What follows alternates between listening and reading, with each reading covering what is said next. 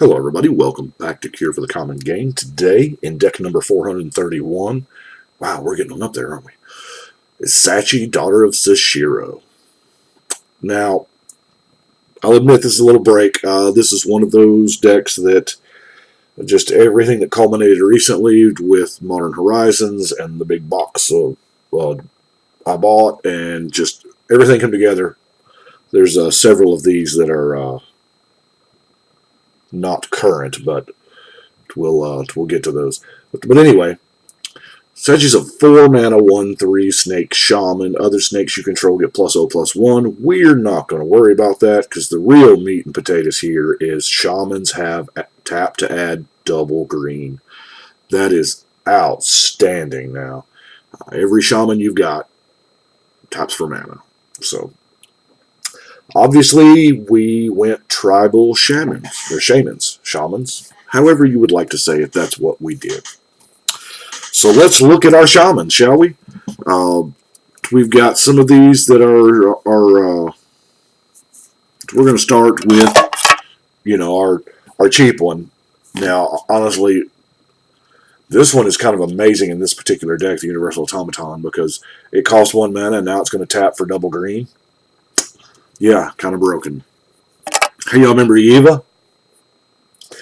She's a shaman that lets you play all your other shamans at flash speed, so that's pretty cool. Reading Corruptor pops an artifact, and it has Infect, and of course it's going to tap for GG. GG. Viridian Shaman, just popping an artifact. Elvish Bard. Now this is one that you got to do the Oracle search on. It is a shaman, and this is a good way to get through with combat damage. I mean, it's we've been using the elf, the taunting elf forever, but this is essentially the same card on a 2/4 body, and yeah, you pretty well throw the bard under the bus, but the rest of the team gets through. Elvish Piper is also a shaman. It's not a bad. 4 mana 1/1. It's easy to kill, but it does kind of let you circumvent the mana cost of some things. Like maybe we want to pay 8 mana for a 1/1. Yeah, probably not. But really, in this particular deck, that's not that bad. Even if you have no lands available, that's just tapping 4 creatures. And yeah, 8 mana 1/1s are, weird, but this ability to instantly turn all, each creature into 7/7s for 1 mana pop, that's not bad. I noticed trolls tend to be shamans. It regenerates. There's not a whole lot of trolls in Magic, especially not anymore. Of course, we have Troll Ascetic, which hexproof. This is one of the amazing cards. I'm crossing snake families here for Sakiko because she is a shaman. And hey, whenever a creature you control deals combat damage to a player, you get that much green mana. I love the cards that reference mana burn. Or any card that references obscure rules from years past that are no longer relevant. So anyway, Loaming Shaman is a changeling. Any number of target cards from their graveyard in their library. Wickerbow Elder. Pops an artifact or enchantment. Secure a Tribe Springcaller. Add a green. So there's a lot of mana here, and even stuff like the Boss Banneret. Most people just kind of stop reading at Treefolk, but Shaman spells also get deep discounted. Centaur Omen Reader. Now, this one is kind of tricky because you want to tap it. So, in this deck with not a lot of, vehicles to crew, you got to send him into combat. That's just all there is to it. You got to send the reader. So, but creature spells costing 2 generic less to play. That's pretty cheap right there. Leaf Crowned Elder is not just card draw, but it lets you cast it for the free. No-Made Shepherd. You can tap 4 creatures to pop an artifact or enchantment. This may be hard to do because we're going to look down and we're going to be like, we could tap 4 to pop an artifact, or we could tap 4 to get 8 mana. So I don't know. It's nowhere near as cool as the Ultimate Druid. You tap 7 untapped Druids. Well, first off, every Druid you got's a cantrip. Not only does it add 2 green mana, but you're going to draw a card when you cast it. And hey, when you get 7 of them, target player concedes the game. Because that's typically what's going to happen when you steal all of somebody's lands, right? I mean, I haven't actually gotten this off in a game, well, ever. But this is the deck to do it. Circle of Elders, of course, if we are formidable, it taps to add 3. The Egg Watcher, it's going to make some snakes. You know, the replica, even the artifact tends to be a shaman, and it kind of does shaman things. Evidently, destroying artifacts and enchantments is something that shamans do. The Channelers, you know, you get good odds here. Rex Sage, that's one of those things. We all know it's an elf, but we kind of forget it's a shaman. We run it in a lot of decks. Tajaru Preserver, this one, sacrifice effects are a popular way to get rid of, hexproof, indestructible things like that. But not with the Preserver out there. Have you noticed how many elves there are? Isn't that kind of weird? The Bloodline Shaman. Choose a creature type. Of course, we're picking Shaman. If it's a creature of the chosen type, you just put it in your hand. You don't have to draw it, for things like Underworld Dreams, Nekuzar, all that jazz. Got one of the new changelings. Got the Tribe Scout. This is an outstanding card. I don't understand why. Yeah, it is an outstanding. You tap to put a land just into play. I like it. Elvish Visionary. I had no clue. I've had this for a very, very long time. It was when I had my shop. To one of my FNN players. I can't remember her name. Saved my life, but that was 9, 8, 10, a long time ago. And she gave me this card, and she wrote her name as Circle K Employee on it, and I had it ever since. Just now found its way into a deck. Leaf Caller. This one is just in there because it's a 1 mana that's going to tap for double green. Because let's face it, we're in mono green. We don't really need to change our mana colors. The Tracker. You can send people into the arena. That's exactly what it is. And of course, the Wolf Skull Shaman also has kinship, and you get wolves out of the deal for that. So let's look at our mana ramp a little bit. Secure Tribe Elder. There again, kind of one of those things that we just didn't realize was a shaman. The Sustainer taps for mana. I mean, albeit it's a little more than we want to pay, but Whisper of the Wilds. Hey, we ain't even got to have Ferocious to have it tap for double green. What?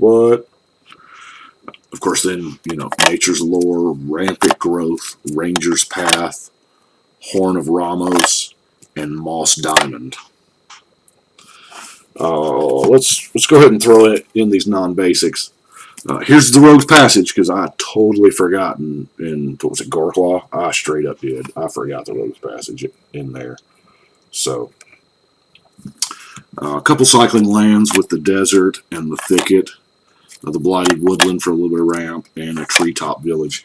I know it doesn't become a Druid, but it is. Treetop Village is still an awesome land. It's a great blocker, and a lot of times people forget about it. Non-basic lands is not something that sticks out on our battlefield. They're very common in Commander, and just the ability to 3/3 out of nowhere and save your life for a blocker can help. We're going to draw a few cards with Harmonize and probably draw a few more with Shamanic Revelation. I mean, probably draw a bunch. Blanchwood Armor, of course, we're playing mono green. The Thornbite Staff is the Shaman equipment. I mean, kind of had to play that one, right? Stoneforge Masterwork, the whole deck is tribal, so there's no reason to not to. Regrowth to get back or whatever. I mean, it gets back anything. And for 1 more mana, we've got Recollect that does the same thing. Now, Vitalize is key. Yeah, right? So, there's a chance, a better than average chance, actually, that, we're not exactly going to overpower the Dragon deck or the God deck or the Angel deck. We're going to produce an insane amount of mana. And the ability to tap them all and then cast Vitalize to untap them and do it again to generate all that mana is pretty worthwhile. Especially if we're going to dump all that mana into something like a Helix Pentacle. Yeah, it's a backup win con that's probably not a backup. That's probably what we're going to do. If we draw the Helix Pinnacle, oh my gosh, that becomes priority. This is what we're doing now. Of course, the Heirloom Blade, decent for tribal. Winds of Kalsisma. Now, I really kind of like this. Prevent all combat damage that will be dealt this turn. Of course, if you have a power 4 creature, instead, you just fog your opponents. Your creatures still do damage, so that's a possibility to, wipe them out, or at least not die as quickly. Some removal, Needle Storm, Hurricane, Desert Twister. Now, yeah, some of these are, Desert Twister, that's not a cheap card. That's 6 mana. But you know what? That's, tapping a couple lands and a couple creatures. So you almost have to wrap your mind around it, kind of like Convoke or something. Double Convoke, if you will. Creeping Mold. Chain of Acid. This is one of those things that I will religiously target the second best permanent on the board. Especially if I know what I really want gone is a threat to somebody else, because I would love to get 2 for 1 out of this, right? So I know that artifact over there is scary to this player over here, so I will pop it, and then they will see their opportunity to kill that artifact, and I've just got 2. I mean, you have to kind of get into the mindset of what they would do and what they're scared of to be able to make that happen. But I'd love, even if they bounce it back at me, I'm going to bounce it back at something else. I'm still at, 2 for 2? So, Stream of Life, yeah, I realize this is, probably the most beginner card in the world, but you know what? This deck has a potential for a ton of life game with Stream of Life, and it's got the Hurricane, so there's a possibility here. Wilderness Reclamation. Untap all your lands, beginning of your end step. That's not bad. Fog, y'all know how I feel about Fog. And Choke. We're running Choke mainly because it's in flavor for the Shamans. Typically, Shamans don't like the artifact colors, which is blue, and, it hurts us. It hurts us being mono green. And it's not Destroy. I mean, we're running a Crumble. The Force of Vigor. I was lucky enough to get a full of this, and that's really nice. The enchantment part of that, because there's a lot of times green just can't pay enough mana to get through all of the propaganda type effects that are out there. Sprouting Vines. Get a little land, and our last card is, of course, Overrun. We're playing creatures and turning them sideways, right? Well, actually, we're turning them sideways for mana. And I love the flavor text on, nature doesn't walk. Love it. Well, that is what I have got for Seshiro, or daughter of Seshiro, Sachi, or Sachi. So we're going to put it all back in the deck, slap her right on top, and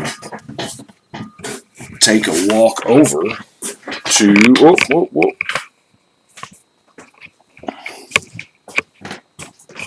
and we start a new row this time. 431. You can see all the ones down there. Like I said, I do appreciate y'all watching. Y'all let me know what you think, but we're going to go ahead and keep recording, and right now it is time to shuffle and cut.